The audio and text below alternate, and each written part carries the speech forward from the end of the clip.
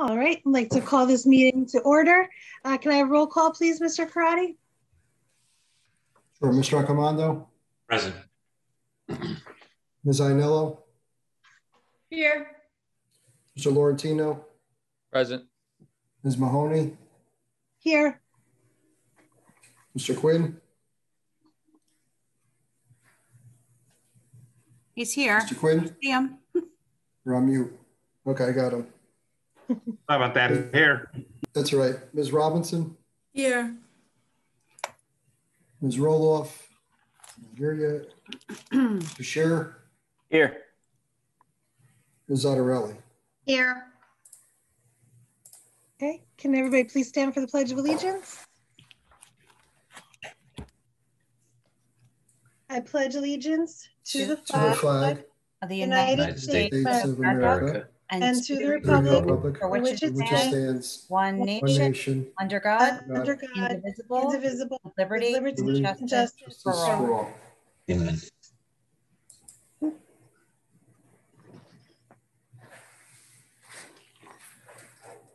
Okay. Adequate notice of this meeting has been sent to all members of the Board of Education and to the Bergen Record in accordance with the provisions of the Open Public Meetings Act, Chapter 231, 1975. At this time, please make sure that your audio is turned off during the meeting. The board will acknowledge and unmute the public if they choose to speak during public participation. All right, let's start with Mrs. Shanley and a superintendent's report, please. Good evening, everyone. I would first like to introduce to the public our new law firm. Present with us this evening is Matthew Giacobbe and Francis Febrez from Cleary, Giacobbe, Alfieri, and Jacobs. So I welcome them, look forward to working with them. And I would just like, I'm glad to have you here. And I would also like to acknowledge tonight two very special students who need to be recognized publicly, although we've already celebrated them on social media. Jason McCauley, who is a graduate this year of 2021, who will be serving as our salutatorian at graduation, and Miss Bianca Ianello, who will be our valedictorian this year. So we just want to recognize them for that amazing distinction. They have worked so very hard from day one, first year, and never missed a beat. Two really well-deserving kids and members of the Saddlebrook family, because both of them are children of Saddlebrook District employees, which is great. So thank you, and I congratulate their families as well. The rest of my report will be at the regular session. Okay. Then I think at this time, Mr. Karate, if you would like to introduce the audit people. I will. I don't see him on the participant list unless he's on by phone, but Mr. Paul Lurch, if you're there, he's going to present the audit. Mr. Lurch, are you there? If not, we'll just have to do it when he arrives. We'll have to wait a little later. Okay. Yeah, I don't see him. He's not responding. So let's continue with the meeting and then we'll come back to it. All right, sounds good. Do you have a business administrator's report? Nothing for this evening. I'll probably report a few items on Wednesday. All right, then let's go over the tentative agenda items for Wednesday. We have board action items, the minutes and the district calendar be 122 and 123. Does anybody have any questions or anything on the board action items? Okay. Education and curriculum, we have E112 through E116. Anybody have any comments or questions on those items? Yes, through the chair. I'm happy to see that we're having this boost program and everything funded by the CARES Act money, which is great. I'm just curious about the summer academic acceleration program, just what that actually is, because I'm not really familiar with it. I'm just curious. We're actually, we're looking at a 2-week program to begin the last 2 weeks of August before school starts, almost like a summer step up to work on some skill remediation, and that would be for grades 7 through Algebra 2, English, Language Arts, and Math, 7 through Algebra 2. So with 2 weeks, 2 hours a day of English, Language Arts, and Math. Actually, it's 8 days. It's Monday through Thursday for just 4 hours in the morning. And so we have combination of Title I money, CARES 2 money, and Title I SIA money that we can use at the middle high school. Great. I just have a quick question. For the boost programs, how are the students identified to be able to be part of that program? Each individual teacher at the elementary school has been scheduled for the opportunity to provide 2 days of instruction a week. So they would identify their own students. Great, thank you. Any other questions on any of that? No, just so for the board, there were a few items added since you received the agenda on Wednesday. They were in bold. So if you print out an agenda on Wednesday or Thursday, it could be a little different than this evening. So we added 3 items under education and curriculum. And those are the ones we just spoke about. Thank you. All right, next is finance, budget, and facilities, F363 through F400. Do we have any questions on any of that stuff? Through the chair, I know we're always given the opportunity, but since the audit is on there, can we just make sure we go back to it after we have the question, after the presentation? Absolutely. Sure.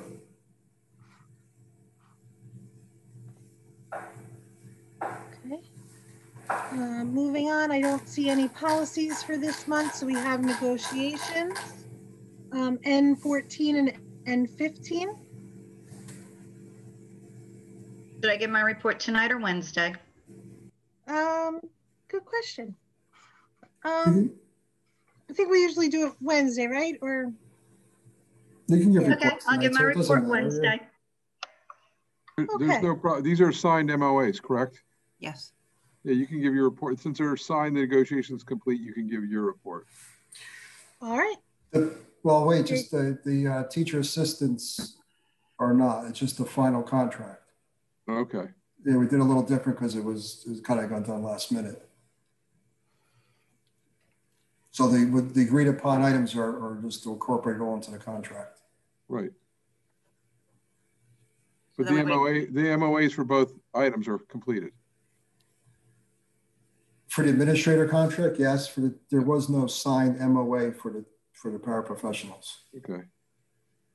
So I don't know if that makes a difference. But the negotiations are complete. They're complete. Right. And the paraprofessionals, I'm assuming, have ratified this since it's on your agenda. They did. Right. It's on the board agenda now, but they did. Yeah, if it's on the board agenda, you can give a brief report about it that have tentative agreement subject to board approval. Okay, well, in the words of the attorney, we do have an agreement with the subject of approval on Wednesday. There you go. For the administrators and the paras. Excellent. Thank you very much. Thank you both very much. Okay, and then we have personnel items, which we'll discuss in closed. So I think that is it for the agenda. Anybody else have any other questions on any of the agenda items at the moment? I could just speak for clarification to P809, the revision. So we did an amendment for the ESEA grant. And when you do an amendment, sometimes things obviously have to get amended and adjusted based on a variety of reasons. So that's why those numbers are adjusted. It's just the percentage of the salary that's being offset by the grant. Really has nothing to do with the individual person or their work or anything like that. Okay. Perfect. Thank you. So Ms. Mahoney, I have Mr. Lurch available now. So if we want to go back to the finance, he'll review the order report. So I'll turn it over to Mr. Paul Lurch. Sounds good. Good evening. I had a little bit of an issue trying to log in today, so but I'm here, so that's great. I'm here to present the audit for the Saddlebrook Board of Education for the year ending June 30th, 2020. This is probably the latest that we've ever presented an audit report. And that's really for a number of reasons. Obviously COVID affected our world as it affected everyone else's world. And so there were deadlines involved that were extended. And then again, we're waiting for the state of New Jersey for the third year now of the implementation of the post-employment benefits, GASB 75. Those numbers were delayed again for the third year in a row. So, we're sitting here now, we're in March, and your year is actually coming to an end soon, believe it or not. So hopefully things will come back to normal somewhat next year. We'll work towards a more reasonable deadline and try to get to see the board on more of a timely basis. So that's our goal. We're working towards that in our office as well. So what I have in front of us and what the board should have in front of them, and I don't know if the synopsis was made available, but I'm going to go over and give a brief overview of the audit itself. The Board of Education receives 3 audit opinions in the documents that we sent over. All 3 audit opinions are unmodified. So we have an unmodified opinion on the financial statements. We have an unmodified opinion on the single audit on the internal controls and compliance with governmental auditing standards. And we have an unmodified opinion on the major programs on internal controls and compliance. And that's part of the single audit requirements. So that's great news. No deficiencies, no issues, nothing that's clawing back, that's causing issues with giving you a clean opinion. So again, no significant deficiencies on internal controls were noted. We do have 2 comments in the report, and we'll talk about those in a little bit. I just want to go through some of the financial highlights with you first. We were subject to a state and a federal single audit. A lot of districts are just subject to the state single audit. You happen to be subject to both. And the criteria there is that if you have more than $750,000 in expenditures in either state or federal, it would trigger what we identify or call a single audit. Simply means that we have to go in and do an in-depth audit of some of the controls regarding the compliance on the state or federal programs that we're testing that have significant values and expenditures. We did that, and we had no deficiencies noted in any of those specific compliance components. So again, very good to see. As I started out telling you that we're in the third year now of the GASB 75, which is the post-employment benefit reporting for pensions. And really what that means is that we're reporting in the financial footnotes the liability, the accrued liability for the accumulated health benefit costs for those retirees of the district. And those numbers haven't really changed. They've come down a little bit from the years past, but I don't think there's any point in getting into the details of what those pension numbers and OPEB numbers are and the liabilities. They have basically come down slightly. I'll talk a little bit about fund balance and fund equity. I think it's important that we do that. So for those board members that have a report in front of you, I'm going to go to page 75. Otherwise, a synopsis would have well.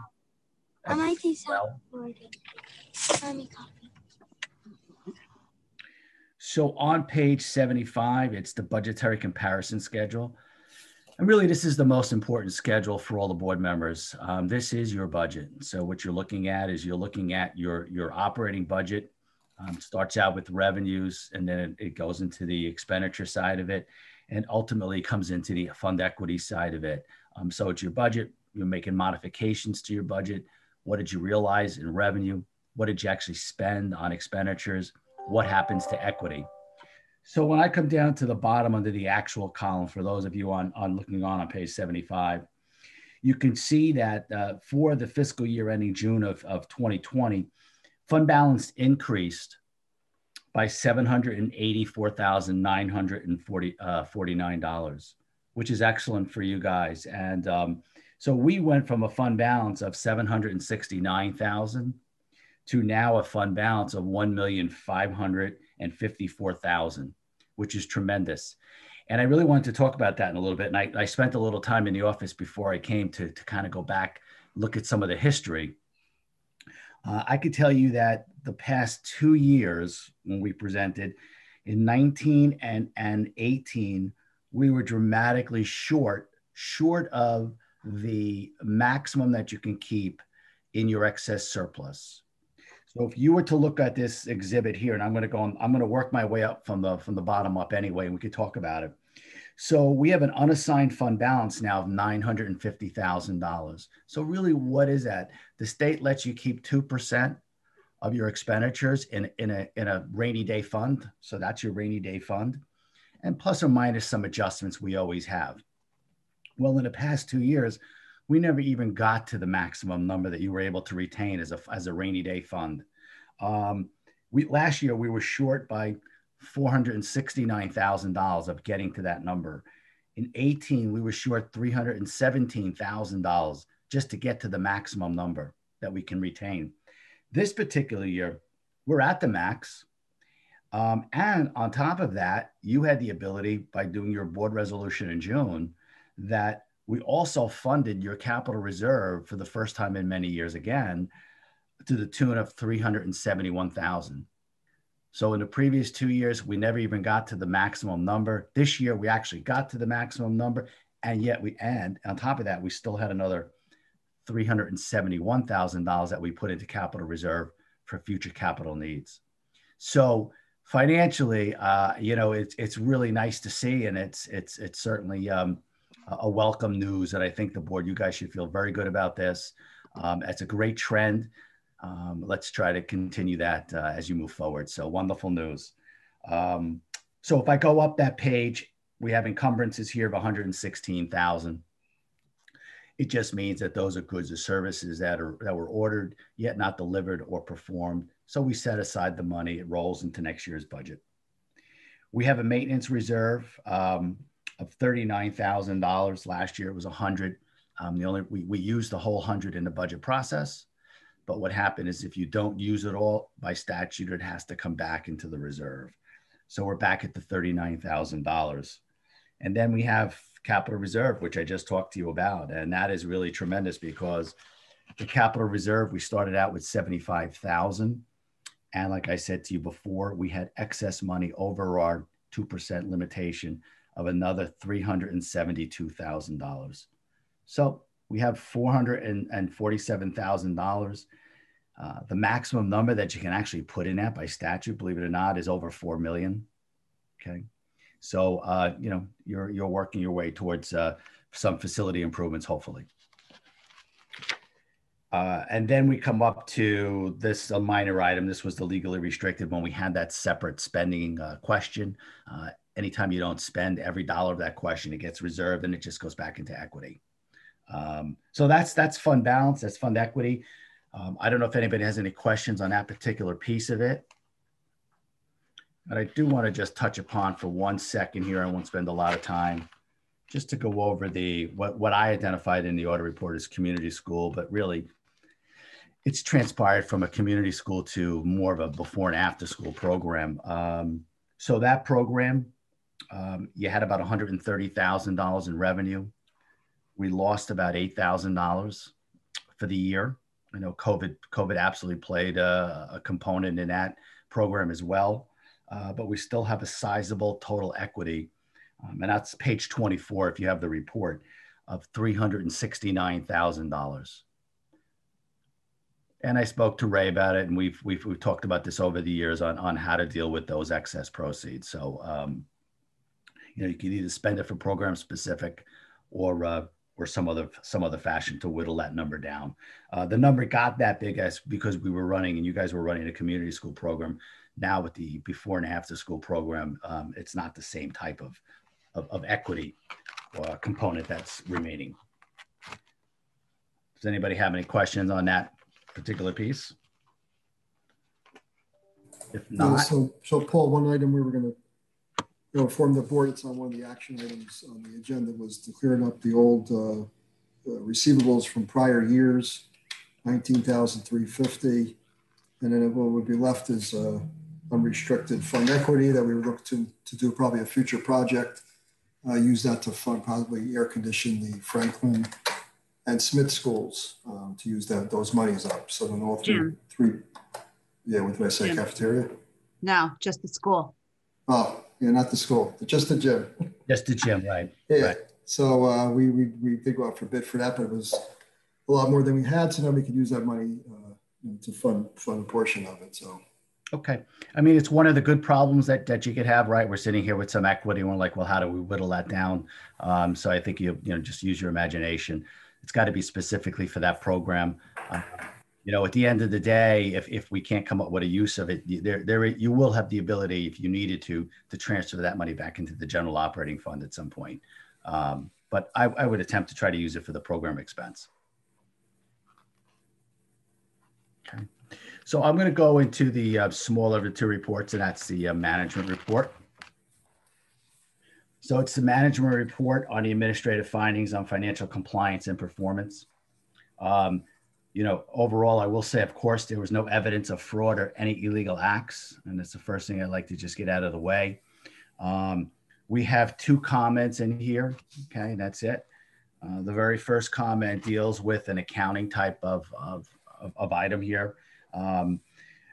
Where when you enter into lease purchase agreements, financing lease agreements, although that's all approved by the board, the actual financing mechanism, from an accounting perspective, the process has to run through the financial statements of the board. It didn't happen, but we ran it through, obviously, in your audit report, so it's all reflected in there.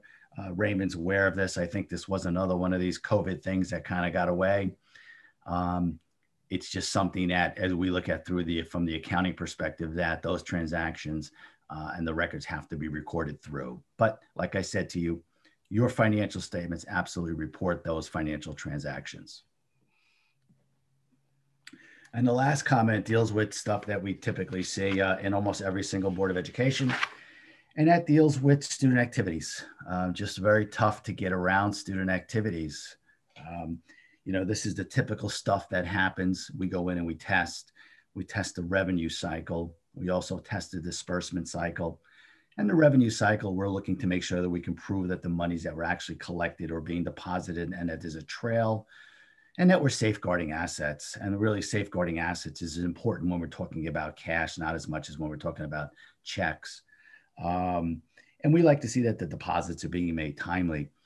It is, again, as I indicated to you, it's very common in these Board of Educations. It's tough to get around just by the nature of the way it's set up. So these student activity accounts or coordinators, if you will, are at the school locations. Typically, there could be a secretary handling it. The principal is ultimately in charge, or vice principal. Difficult to get them to do exactly what you need to do on a kind of consistent basis. I mean, sometimes it happens. We go through the process, and then for whatever reason, some of these activities are not being adhered to. Some of the schools that have more success for this, and I don't really want, Ray's probably going to kill me for saying this, is that they bring it in-house and they bring it into the business office. And when you bring that financial activity into the business office, what happens is you eliminate that other component, because quite frankly, those individuals are probably like, well, this is just a stipend. This is not really a major issue or a major component of my job. And they try to do the best, but ultimately it doesn't always work out that way. So that's just something, food for thought. I know Ray and we did talk about that at some point, but you have to have the staff in order to do that, to bring that in-house. So that is the summary of the audit. I don't know if anybody has any questions. For the chair, Mr. Lurch, with the cap reserve, what can that money be used for? Just facilities or facility improvements? Just that's it, right? No. Yeah. Okay, good. Facility improvements. Okay. So it's not. It's different from the maintenance reserve, because the maintenance reserve is for maintaining the facilities. This has to be for a capital asset type of improvement. Okay, perfect. Thank you.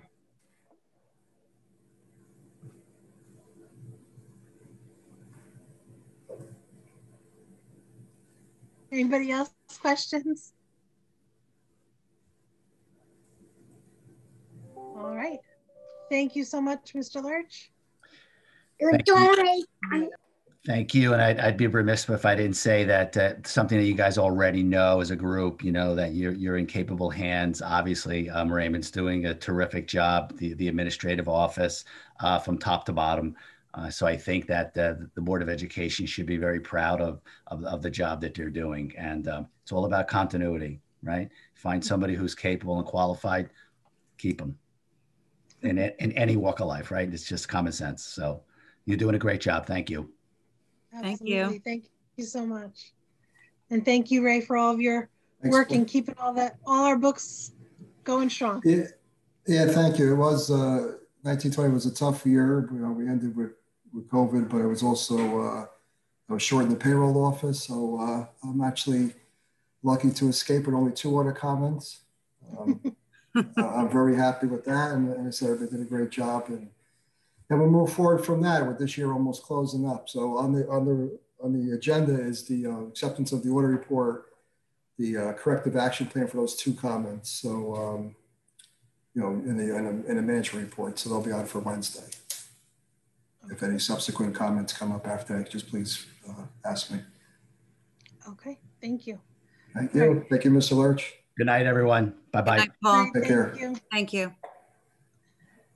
All right. Then I think we are at any other committee reports this evening, or I don't know if there was a. I'm sorry, Steve. What was that? You're going to give yours on Wednesday? Correct. Okay, got it. Okay, did we have any correspondence for tonight? There is none. Okay. Do we have any old business?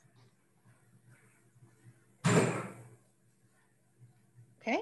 Any new business for tonight? Okay. Then at this time, it is, can I have a motion to open the meeting for public comment? Motion. Second. All in favor? Okay, any opposed? Okay. While I'm reading the statement, if you would like to speak tonight, please go to the participants, and at the bottom find the raise hand function, and you can raise your hand to be recognized to speak. Residents are requested to state their names, addresses, and subject matter. In the event it appears the public comment portion of the meeting may exceed 45 minutes, the presiding officer may limit each statement made by a participant to 5 minutes duration. Issues raised by members of the public may or may not be responded to by the board. All comments will be considered and a response will be forthcoming if and when appropriate. The board asks that members of the public be courteous and mindful of the rights of other individuals when speaking. Specifically, comments regarding students and employees of the board are discouraged and will not be responded to by the board. Students and employees have specific legal rights afforded by the laws of New Jersey. The board bears no responsibility, nor will it be liable for any comments made by members of the public. Members of the public should consider their comments in light of the legal rights of those affected or identified in their comments and be aware that they are legally responsible and liable for their comments. Okay. Okay, we have, please state your name and address for the public. So the first we have is Jessica Corinne. Sorry, Jessica Corinne, 36 Nedlick Drive.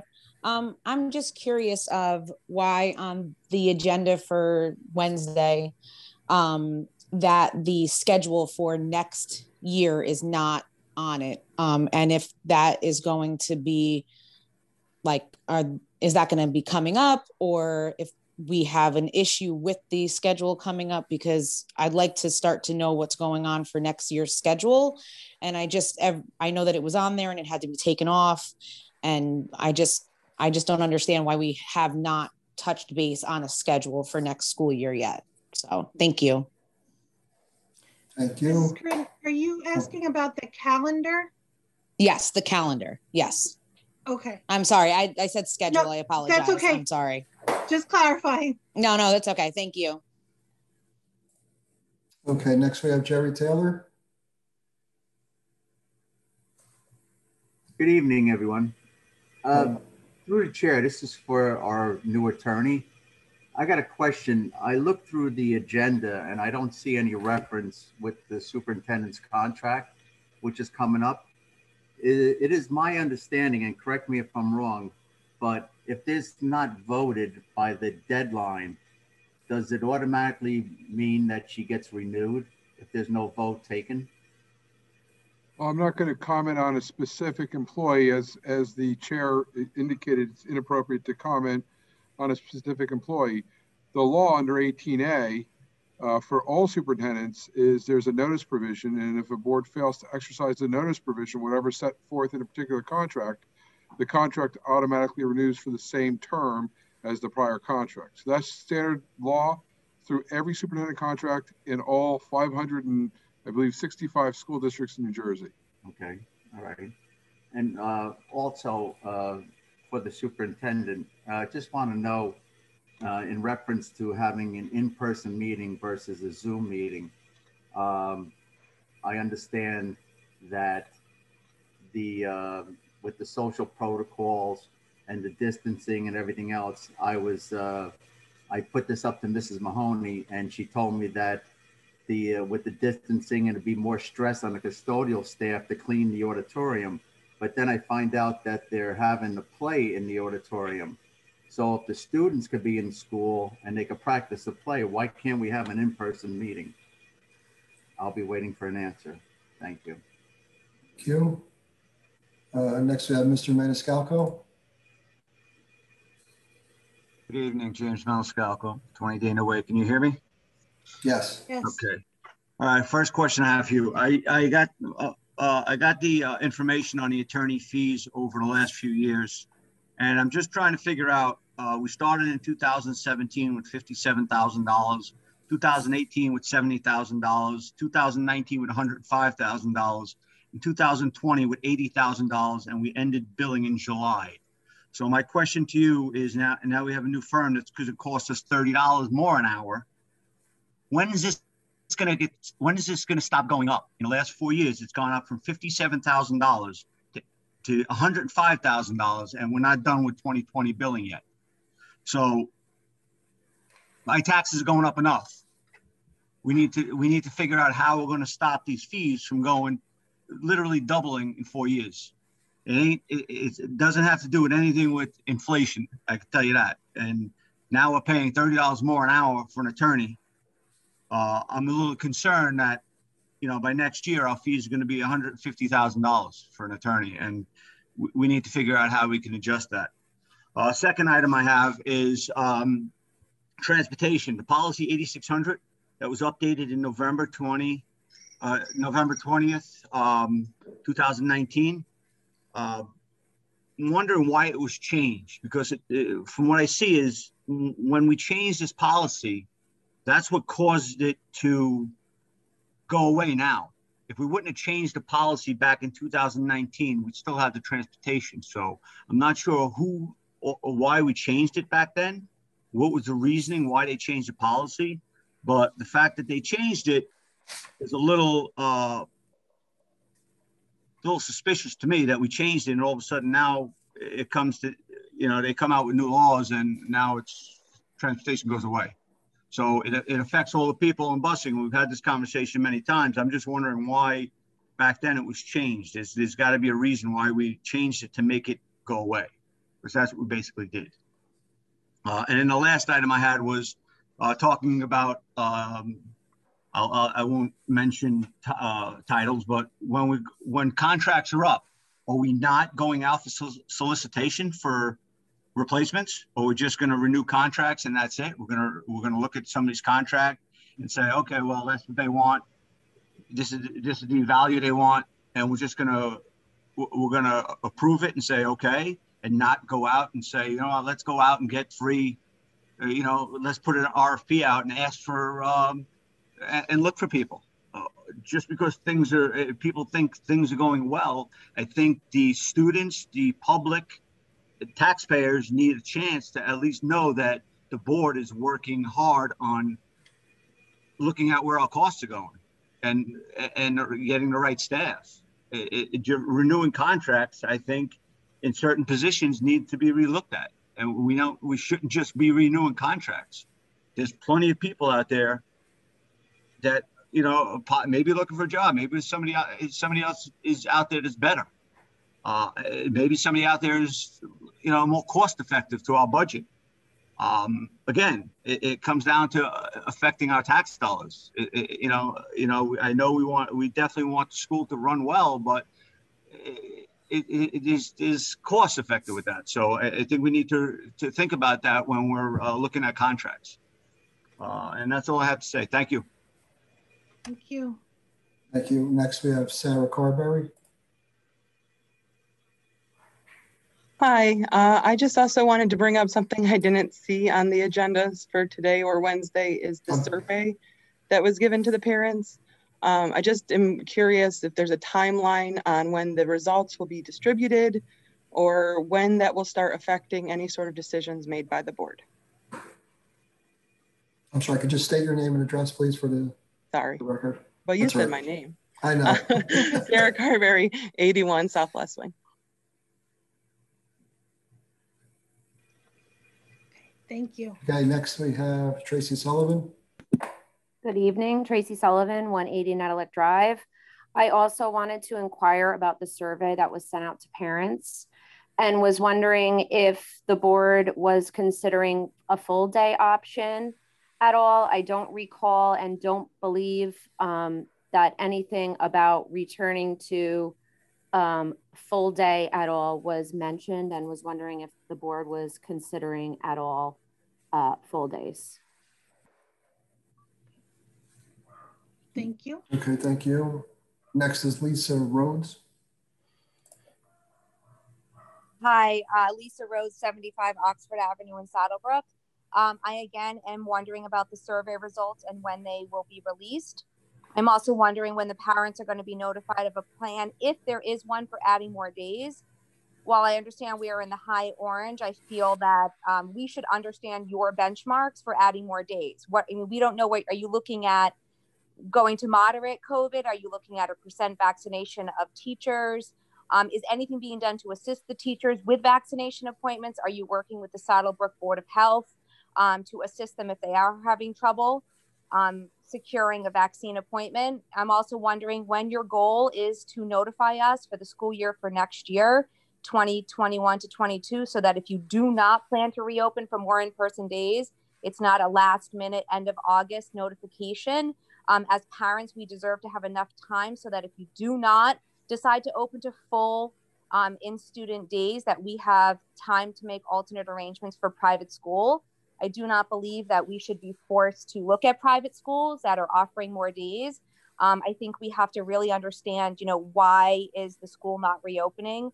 I'm very aware of the risk. I myself, probably more than many of you, having lived with COVID and running a healthcare center in Bergen County, I'm very aware of what can be done and can't be done, and benchmarks and testing. But I just don't feel that we are getting any information, and it's extremely frustrating because we are trying to make plans for our children. I personally do plan to send them to private school if the school is not reopening. That's not what my kids want. I'd like for them to stay in Saddlebrook, but I just don't feel that we are giving, like I said, any information. And if there is, what are the benchmarks? What are you looking at? What is it that you need to get to open? I understand the social distancing, but it also identifies a physical barrier. If you can't social distance to 6 feet, physical barriers are allowed. Is that being used? It sounds like there's a surplus of funds, so we should be able to afford physical barriers. And I think it's important that we get some information. The teachers, the parents, the students, we are extremely frustrated that there has not been anything about any of that. Thank you. Thank you. Thank you. Next is Lacey Trongone. Hi, Lacey Trongone, 186 Colonial Ave. First thing, I'm not sure if this was discussed at a previous time and I just missed it, but I'm just curious as to why the questions aren't being answered at the same time, why we're waiting until the end of the meeting. Again, that might have been said before and I missed it, but it just kind of seems to be something that has changed. Also, just kind of wanted to throw out there with talks of returning to school. Schooling on Mondays, is that something that could happen? Is that something that's being considered? You know, as other parents have stated, we're really concerned. A lot of parents are really concerned about the reopening or lack of any information about a plan. I don't think any of us expect to open tomorrow or even to open full time, but I think that a lot of us feel like we are really in the dark about even the possibilities of this year. And since we have no information even on this year, what's going to happen next year, obviously this is a very fluid situation. And I think we all can appreciate the uniqueness of this, but I think the parents are really begging for some information, and I hope that we can get some soon. Thank you. Thank you. Next is a Gallo iPhone. Yes, hi, Gallo Mendoza, 502 Sylvian Street. Just want to back up with Lisa and Lacey. I agree. A timeline, if possible, at least eliminating the virtual day, at least, but a timeline and that survey. I think the survey is very important. I know other districts are doing that and they are moving forward. I mean, I can come up with a list and next time we meet, I can show you more. But yeah, I just want to, like I said, I agree with Lacey and Lisa. Just want to, yeah, that's it basically. Thank you so much for your time. Thank you. Thank you. Next is Emily Sicamatellis. Hi, Emily Sicamatellis, 86 Bell Avenue. I'm also echoing the concerns of the parents with the more data. And in addition, I also want to know, these committees that are the reopening committee, are they going to be, do we know who's on it? So if parents want to reach out to somebody and maybe voice some concerns or discuss certain things that they'd like to know, get more information, do we have someone we could go to versus waiting for a meeting and asking questions that might or might not get answered? Thank you. Thank you. Anybody else wishing to address the board? Next we have Amy. Hi, Amy Higgins, 228 Saddle River Road. I too would like to know why we changed answering questions as they're asked, because I understand I don't understand why you ever did it, but it's hard to get your questions answered when they're answered that way, because it's just like you have the final say, you have the final word, and you're not able to clarify. So I would really like to know why we can't go back to answering questions when they're asked. Thanks. Thank you. Thank you. Anybody else wishing to address the board? Oh, John Buds. Hi, can you hear me? Can you hear me? Hi, Yes. It's actually Adrian Buds. Sorry, I'm under my husband. That's all right. I'm 18 Gemrose Terrace. I just have a question about the children that are kind of struggling mentally with the pandemic. And I was wondering, I know there are guidance counselors available to the schools, but I know there's only one guidance counselor per school. And I know, she's busy. Mine is awesome in the school, but I was just wondering if you guys had planned on doing anything the rest of this year for the kids when it comes to mental health, and or maybe hiring more guidance counselors so that they're available more. I mean, I know my son is struggling. I'm sure he's not the only one, but that's it. That's my question. And thank you very much. Thank you. Thank you. Next we have Sandra. Yes, Sandra Moreno, 478 Steinway Road. And my question, also the few previous people mentioned, I think it seems kind of rude and disrespectful to us parents that we're asking questions of importance for our children and the schooling, and the answers are we're not being answered. So I'm not sure how you guys are working that.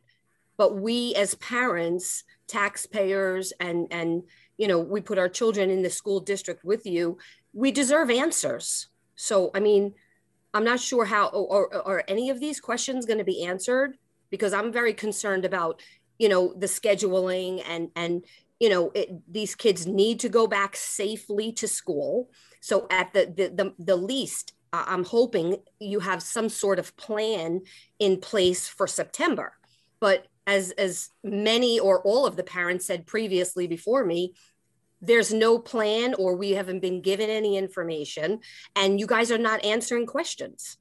So it just seems rude and disrespectful to us parents that we come to you with concerns, and you guys are, you know, we vote you in, we put you there, and not one question has been answered.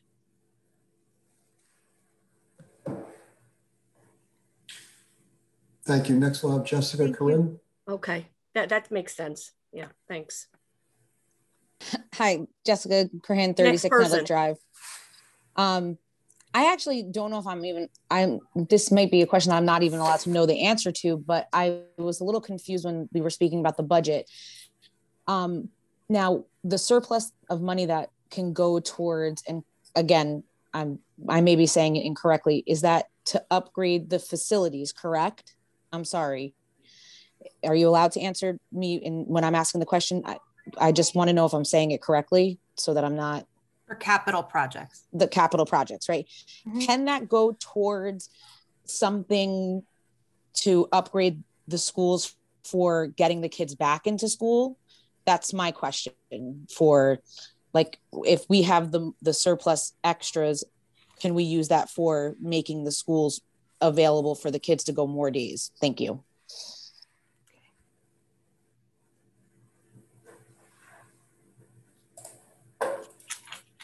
Okay. Anybody else wishing to address the board at this time?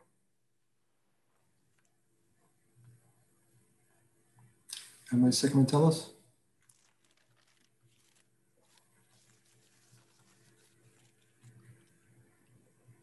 Ms. Sigmund-Tellis, you wishing to address the board again? Sorry, I just want to piggyback on what Mrs. Crin just said. In addition to if those funds could be used to upgrade the facilities so that we could go back full time, will we be applying for the ESSER 2 funds, and will we be using those funds then to make sure that we go in full time again? Thank you. Thank you. Okay. Anybody else wishing to speak?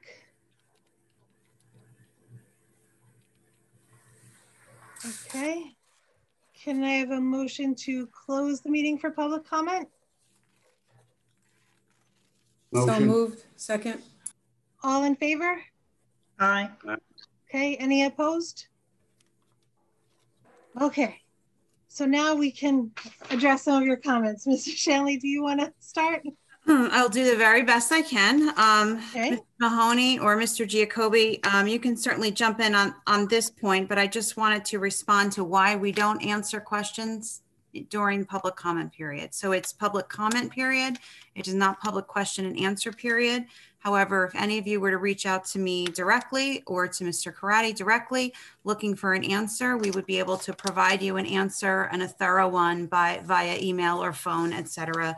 The board meeting is not really the time to seek questions and answers. It's to make comments, and I'm going to do my very best to answer as many of the points that were addressed tonight. I did take notes. So I will share the summary of the parent survey on Wednesday night, and I would like to speak to the board about that before I share it with all of you. As far as the schedule for next year, I think we decided that was a calendar question. It was pulled from last month's agenda because it was incorrect, and we pulled it so that we could fix it and put it back on, but it's on the agenda for Wednesday night. My hope and prayer is that we will open as we should in September, full day. I mean, we may be wearing masks in September. That would be my hope. That is what the calendar says is that it's just a regular calendar for a regular September. And the only reason that wouldn't happen is if there were some guidance otherwise from the Department of Education. Why we are not having in-person meetings. So we're not having in-person meetings right now because in-person meetings require us to bring adults who are not normally in the building or people who are not normally into the building into our building. When our students are in the building, in the auditorium, the students may go there for class every day anyway and are in the schools anyway. So we're trying to protect our students, our faculty and staff from unnecessarily interacting with members of the public. And they spend a lot of time disinfecting, and we don't really want them to have to do that again unnecessarily. In addition, it's my understanding, and I'm sure Mr. Giacobbe will correct me if I'm wrong, that if we have an in-person meeting, we still also have to have an online meeting. So just because of this time, we would have to be doing both. And it's a little bit difficult to manage. In addition, we have the best attendance we've ever had at the online meetings, and more people are listening and hearing and commenting. So at this point, until we receive other direction or guidance, we will do what we are doing. And as soon as we're going to go live and in person, we will let you know. We also have to limit how many people are in the auditorium. So that becomes like another piece to manage. So the play practice may be inside, but the actual play is going to be, the musical will be outside. It will be in the warm weather and it will be held outside. So what are we looking for when it comes to opening the schools? Yeah, it would be nice if we were in the yellow zone, because being open fully when we're in the orange zone presents additional challenges. Ensuring that all of our staff, faculties, and staff who want a vaccine can get a vaccine, or at least the first vaccine, would be great. And yes, we are working with them and sharing amongst ourselves information or how we got lucky with a vaccine and who we registered through, and we're sharing with each other. And we're at the point now where we are starting to see our faculty and staff get access to that first vaccine. And it's also my understanding that the state of New Jersey, since the president said he wants all educators to have a vaccine by the end of March, the state of New Jersey actually opened up that as a reason for registering before March 15th, which was supposed to be the date that that was supposed to happen. Yes, it would be nice for us to have dividers on the desks, especially at the elementary school, where the students seem to want to like touch each other and get a little closer to each other more. And yes, we are going to be utilizing the funding, and yes, we will be applying for the ESSER II money. And yes, we'll be using some of that money to purchase dividers for the elementary. As far as contract renewals and RFPs and RFQs, RFPs and RFQs are not about people. Contracts are about people. When you're hiring a person, you don't go out for an RFP. You post an opening. If you have an opening, you generally don't post openings for positions that you have filled. For example, if you were a math teacher and I posted for a math teacher, you would want to know, why are we posting for a math teacher? So those are two separate things. RFPs and RFQs are about services and not people. Special education costs. I can't really speak to costs before I was here. I just know that on any given year, you never really know what your legal fees are going to be. And sometimes that is dependent upon lawsuits. Some, could be special education issues. Sometimes it's dependent upon contracts and whether or not they were settled and how long it takes to settle them. And whatever employee maybe issues maybe you've had along the way. So there are lots of different things that impact legal fees. COVID, for example, when everything is precedent setting and brand new and uncharted, sometimes you need, to rely on your attorney maybe more than another time. So I hope that answers that. As far as the policy on transportation, that policy was changed at that time, and many other districts were doing it because it was a very difficult time for us budget-wise. But what we did was we eliminated courtesy busing. We were busing students over the 2-mile marker, and we eliminated that because it was both a cost to the district and it was something that we are not required by law to provide. There are many districts who've eliminated courtesy busing along throughout the years, and ours was actually a little late to the game, and it was approved by the board via policy change.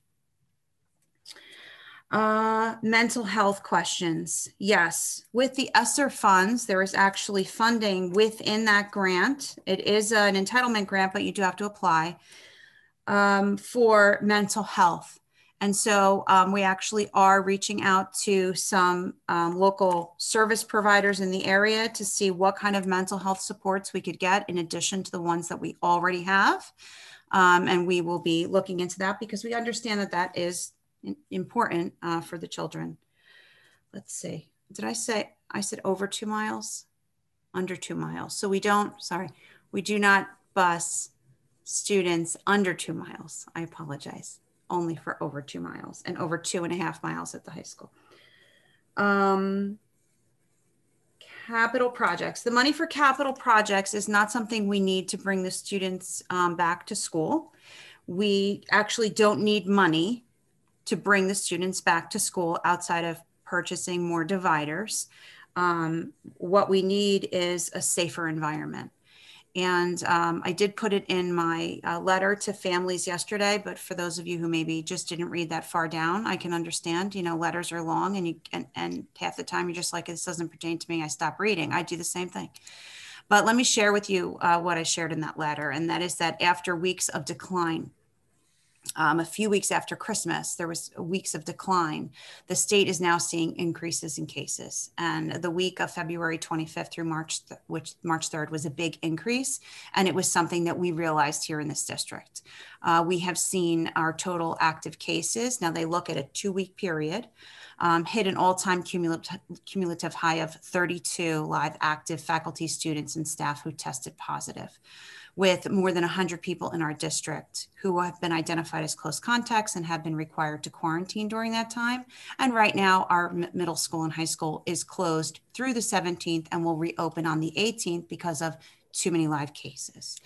And at that same time, there's still mounting pressure to open schools. So it's like we're living in this little, you know, oxymoron of we're in an orange zone, numbers are up, we have a lot of cases, we have a school that's closed, but at the same time, the conversation is when are you going to increase, you know, capacity in the schools?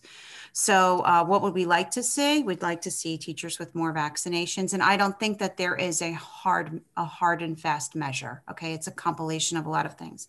I would love to see the numbers go down again. I'd love to have those dividers in place. I'd love to have the, you know, the full support of the board to know that what we're doing is safe. I'd love to have the support of the faculty and staff, many of whom who are otherwise health compromised. And we want to make sure that we have a healthy faculty and staff here to teach.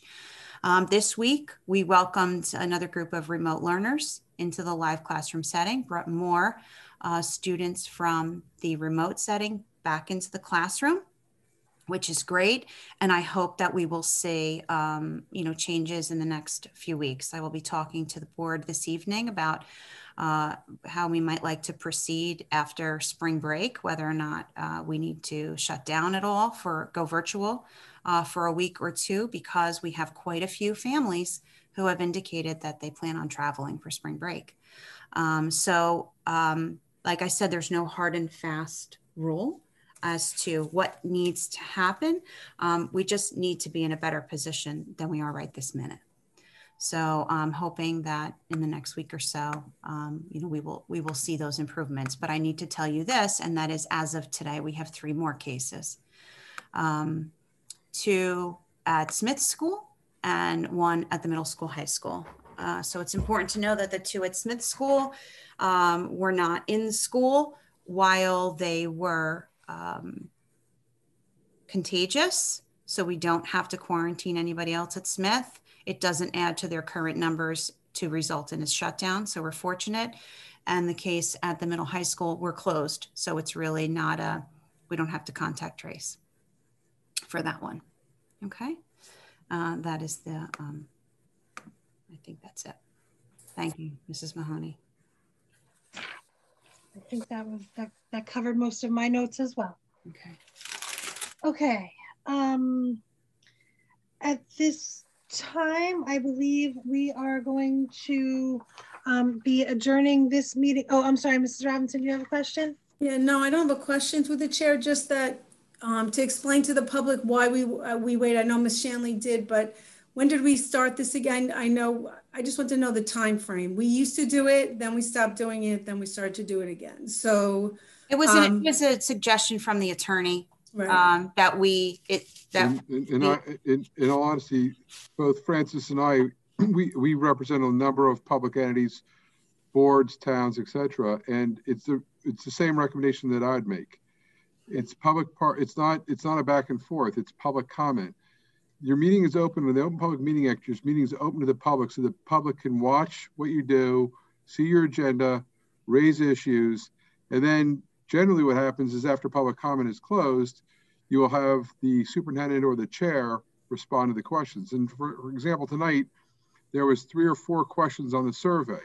So rather than engaging in a dialogue in each one of those, Mrs. Shanley was able to respond and satisfy all that. But it's not a back and forth. Again, as Mr. Shanley said, if parents or members of the public have a specific question or a concern, they're free, they're taxpayers. They're free to call up Mrs. Shanley, call up the business administrator, talk to their building principal, and get their questions. But you do have the ability to respond, but generally what we recommend is that it's done afterwards, because you're supposed to engage in, you have an agenda, you have a meeting to conduct.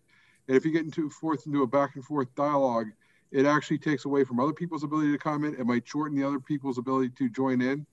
And I can tell you that going to lots of public meetings, the other question that came up was Zoom versus in the public.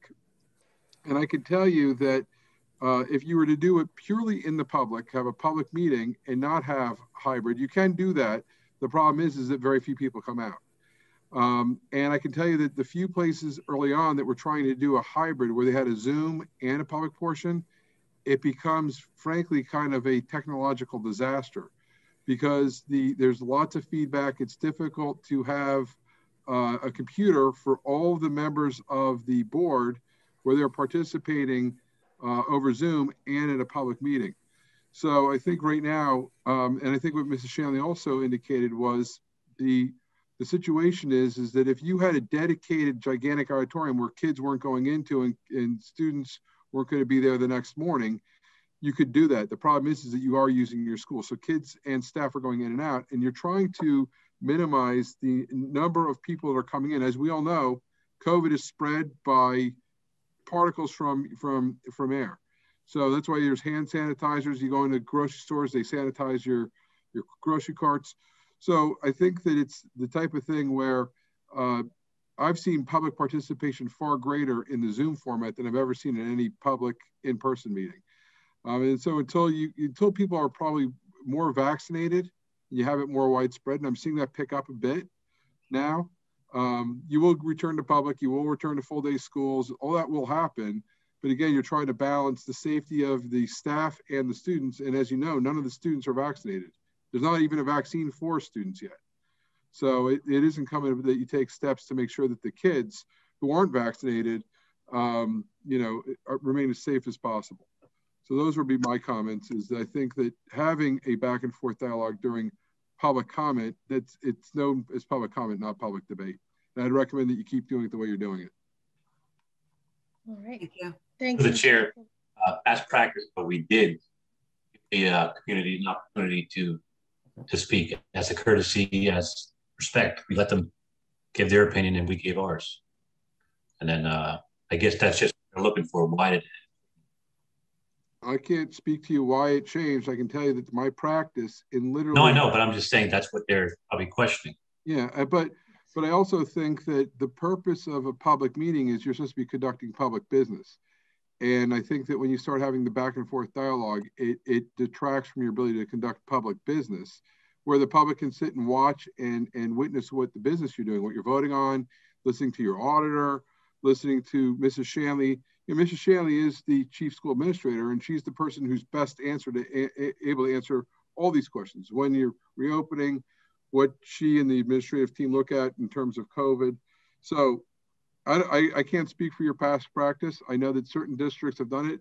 And I can tell you that in, you know, with the advent of COVID and going to this virtual format, there's a lot more public participation. There's a lot more people who are able to access meetings from home in the safe environment and watch what you're doing and have the opportunity to speak. I think maybe, you know, in the past when you were having public meetings and you had, you know, 5, 10 people show up to your public meeting, a back and forth dialogue wasn't so, you know, burdensome. I can't speak to you, but right now I'm looking, you have 137 participants. So you can only imagine if you had a back and forth dialogue with 137 participants, you wouldn't get to your public business until, you know, 1 o'clock in the morning. So that would be just my recommendation, is to keep it this way. I think it helps allow more members of the public to make comments. And then I think it is incumbent upon the administration or the board to address those comments. Generally it comes from administration, since they're the ones that are running the day-to-day operations. And I think it will make it a more efficient meeting and allow more people to ultimately make comments to the board that can be responded to globally. Through the chair, I agree with that. But the only thing is then right after Ms. Shanley speaks and answers questions, maybe she missed something, or maybe someone wanted to ask maybe something to add to it, and we're already closed to the public, and then they can't say anything, and then all of a sudden we sign off and we go into our session. I feel like the public, they feel a little frustrated that they can't get another question in, or, you know, right away we're closed, see ya, and then they don't have another chance to speak. I think that if somebody from the public would like me to respond to them, I can respond to them directly. Or if they want to follow up with an email, I can answer that way if I missed something or if I didn't answer it fully enough, because I can certainly answer it better, I'm sure, if I speak with them. Yeah, because I'm sure we all see where they're putting their hands up again and they're wanting to ask more questions, and then all of a sudden we go into close, and then we're hearing it on Facebook what they want to ask and why did we close so fast. So I'm just trying to speak for, you know, some of the public out there that, you know, they have more questions to add on to maybe something she didn't answer. And I understand they can do it through email, but sometimes by then they forget what they wanted to ask and it's in the moment. That's all. Thank you. The other thing too is this is a work session. You guys have a meeting in 2 days, 48 hours. So if a question wasn't answered, I mean, again, you can answer a question, it might not be to everyone's satisfaction, but if you answer the question, it triggers somebody to say, oh, I didn't think about asking that question. They're free to ask it at your regular meeting in 2 days too. But again, I think it's important for people to understand, members of the public, this is the public schools. And so if there's questions that come up about, you know, a calendar or questions, members of the public should call up their school, call up the superintendent's office and ask, or email questions. They don't have to wait for meetings. You know, I mean, you don't have to wait once a month to have a question asked. You can ask questions throughout the course of your child's education. And that's why administration is there and the BA is there. They can answer those questions. A lot of times those questions can be resolved immediately, and they don't have to wait for, you know, 4 weeks to the next meeting. All right. Any other comments tonight from board members? Okay, so I think it is time for us to go to our closed session. We are going to be adjourning this meeting and moving to closed session. We will not reopen and come back out. There will be no action taken after our closed session tonight. Okay, so the next meeting is on Wednesday at 7 p.m. So can I have a motion to recess to close executive session to discuss personnel and matters covered by the attorney-client privilege per NJSA 1046, the Open Public Meetings Act. The subject matter discussed may be disclosed to the public if and when the need for confidentiality no longer exists. Action will not be taken, and the board will be adjourning this open session. And that's it. So can I have a motion to recess to closed and adjourn this meeting? So moved. All in favor? Aye. Okay. Thank you very much. Board, we're going to the other link that Mrs. Shanley sent earlier this afternoon. Thank you. Thank you, everyone. See you Wednesday.